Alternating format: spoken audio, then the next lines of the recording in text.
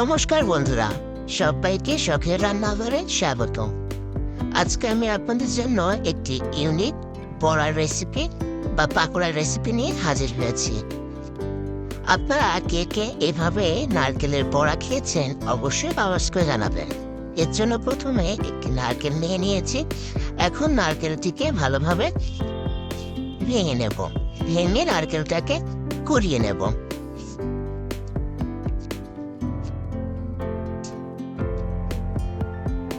চুলায় কড়াই বসিয়ে দিয়েছি। এখন সেই কুড়ানো নারকেলে একে একে দিয়ে দিচ্ছি লবণ,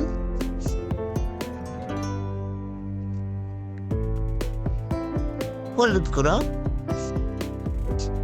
পাশে নিয়েছি পেঁয়াজ আর কাঁচামরিচ। পেঁয়াজটাকে আগে ভালোভাবে হাত দিয়ে চটকে নরম করে নিচ্ছি, তারপর নারকেলের সাথে এগুলো মিশিয়ে নেব।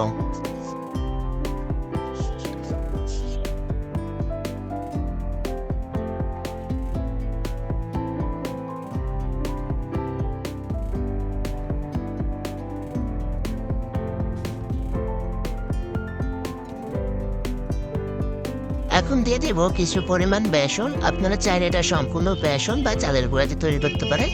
আমি এখানে কিছু পরিমাণ বেসন এবং কিছু পরিমাণ আটা দিয়ে এটা তৈরি করছি, যেহেতু আমার চালের গুঁড়া নাই। চালের গুঁড়াটা দিলে এটা খেতে কিন্তু খুব মুচমুচে হবে, তবে চালের গুঁড়া দিলে অবশ্যই তার সাথে একটু আটা ব্যবহার করবেন। এ পর্যায়ে দিয়ে দিচ্ছি পরিমাণ মতো আটা। আটা দিয়ে ভালোভাবে এটাকে মাখিয়ে নেব।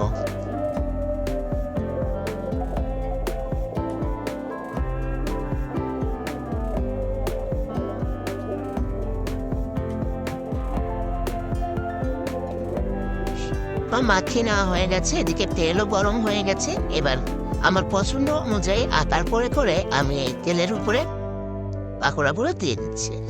এগুলো দিয়ে ভালোভাবে উল্টে পাল্টে লাল লাল করে ভেজে তুলে নেব। আপনারা কে কে এভাবে নারকেলের পাকোড়া খেয়েছেন অবশ্যই কমেন্টস করে জানাবেন। আর যদি না খেয়ে থাকেন তাহলে আমি বলবো একবার হলেও কিন্তু মজাদার এই পাকোড়াটি আপনারা বাসায় ট্রাই করে দেখবেন।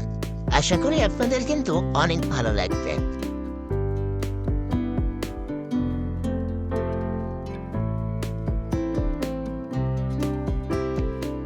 আমাদের একে একে সব পাকোড়াগুলোই কিন্তু ভাজা হয়ে গেছে। দেখতে পাচ্ছেন ঠিক দেখতে কতটা লোভনীয় লাগছে। এটা দেখতে যতটা লোভনীয়, খেতেও কিন্তু ঠিক ততটাই মজাদার। ভিডিওটি কেমন লাগলো কমেন্টস করে জানাতে ভুলবেন না। ভিডিওটি ভালো লাগলে লাইক, শেয়ার, সাবস্ক্রাইব করে পাশে থাকবেন। আজকে এ পর্যন্তই। সবাই ভালো থাকবেন, সুস্থ থাকবেন আর আমার সাথেই থাকবেন।